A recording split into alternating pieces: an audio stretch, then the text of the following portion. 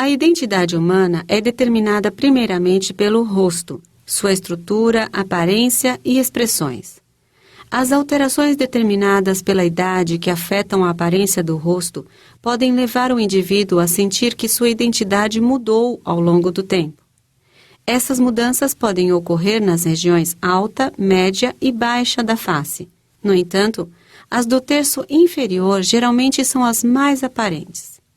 As modificações incluem o desenvolvimento de linhas profundas nas bochechas e em torno da boca, flacidez e excesso de pele nas bochechas, linha da mandíbula e pescoço e dobras ao redor do pescoço. Na maioria das vezes realizada entre os 45 e 55 anos, o lifting facial do terço inferior pode ajudar a diminuir rugas profundas, papadas e flacidez e dobras do pescoço, restaurando uma aparência mais firme e jovem. Antes de saber como funciona o lifting facial ou ritidoplastia, é importante conhecer a estrutura do rosto e entender como o processo de envelhecimento provoca mudanças ao longo do tempo. A face é formada por camadas de pele, músculo e gordura, que se estendem acima dos ossos faciais. Semelhantes a um elástico que foi esticado, os tecidos do rosto enfraquecem, perdendo a elasticidade e a capacidade de se manterem firmes e vigorosos. O rosto envelhece por vários motivos. Em resposta aos danos causados pelo sol e outros fatores, a rede de sustentação da pele, constituída por colágeno e elastina, é destruída. Consequentemente, a pele perde parte de sua estrutura e elasticidade e fica flácida. Além disso, os músculos faciais enfraquecem e se distendem, e os depósitos de gordura, que normalmente dão à face um aspecto arredondado e suave, descem e diminuem, criando áreas fundas. Essas mudanças juntas criam rugas profundas, papadas e flacidez da pele na parte baixa do rosto. Existem vários tipos de lifting facial, sendo que cada um corrige uma determinada área da face. Por exemplo, o lifting do terço inferior rejuvenesce a parte baixa do rosto. As mudanças causadas pela idade que acometem as porções superior e média do rosto geralmente são corrigidas com o lifting da testa e do terço médio da face, respectivamente. No lifting facial do terço inferior, os tecidos conjuntivo e muscular subjacentes, conhecidos como SMAS, são elevados, a pele do rosto esticada e o excesso de pele removido. É importante lembrar que esse tipo de lifting não corrige as marcas do envelhecimento na testa ou ao redor dos olhos, nem trata as linhas finas ou as irregularidades de forma e textura da pele. O médico pode ajudá-lo a determinar o procedimento mais adequado e se um procedimento adicional, como blefaroplastia ou peeling, produziria um rejuvenescimento facial mais amplo. A duração de um lifting facial do terço inferior é de aproximadamente 3 horas, dependendo da extensão do tratamento. Antes do início do procedimento, a área a ser tratada é limpa e um anestésico será administrado. Normalmente aplica-se anestesia geral, onde o paciente dorme durante a cirurgia. No entanto, é possível administrar anestesia local com sedação, onde o rosto e as áreas próximas ficam dormentes e você relaxado. Antes da incisão, o cabelo à volta é repartido e é aplicada uma pomada antisséptica que ajuda a mantê-lo no lugar. Uma vez que a área da incisão fica exposta, as linhas de incisão são cuidadosamente desenhadas de modo que as cicatrizes fiquem as mais escondidas possíveis. No lifting facial do terço inferior, é possível usar diferentes tipos de incisão. Habitualmente, é feita uma única incisão por dentro da linha do cabelo, que se estende para baixo ao redor do perímetro da orelha e segue novamente para a linha do cabelo atrás da cabeça. Mas converse com seu médico sobre os tipos de incisão que existem. Através da incisão, o cirurgião utiliza vários instrumentos cirúrgicos para separar a pele dos tecidos subjacentes da porção inferior da face, linha da mandíbula e pescoço. Dessa forma, a estrutura conhecida como SMAS fica exposta, que pode ser reposicionada para obter uma aparência mais jovial.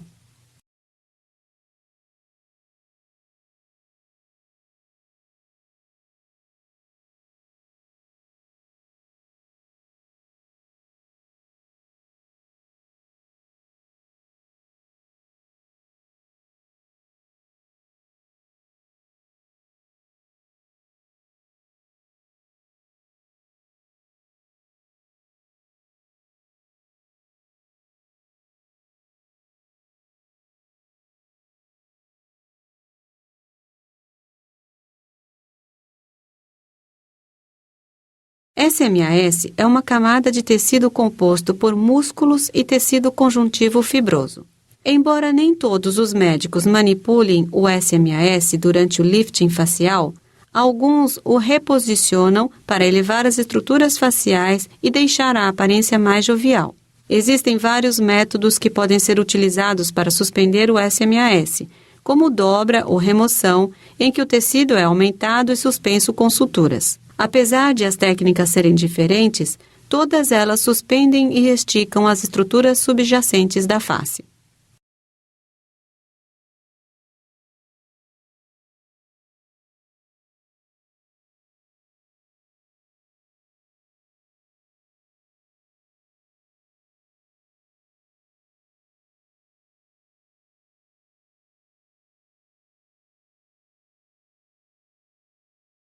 Se o lifting do pescoço estiver sendo realizado com o lifting facial, será feita uma pequena incisão sob o queixo. Em alguns casos, os músculos do pescoço, conhecidos como platisma, são manipulados. Semelhante ao SMAS, o cirurgião pode preferir dobrar os músculos do pescoço ou remover parte deles para diminuir a flacidez da pele e as dobras do pescoço.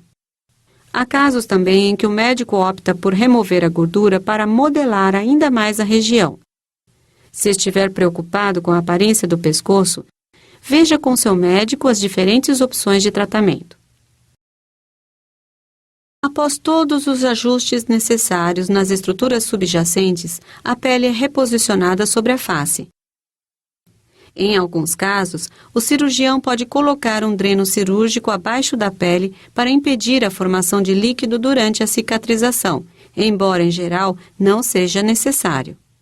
A pele é esticada para determinar o excesso a ser removido. São feitos cortes guia e colocadas suturas em diferentes pontos da incisão para estabelecer a tensão mais apropriada.